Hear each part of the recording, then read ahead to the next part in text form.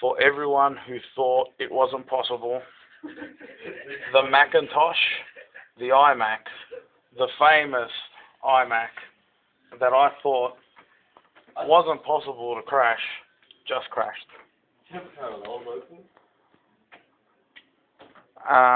Don't try blame it on parallels. No, I won't, but I know who will.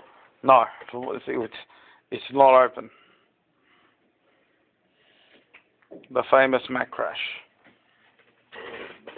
Just for the sake of, in case this image isn't clear, it says you need to restart your computer. Hold down the power button for several seconds and press the restart button.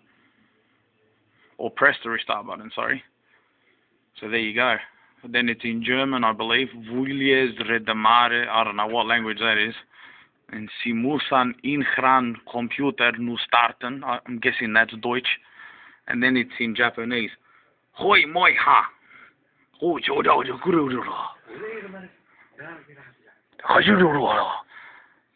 restart the computer. So there you go.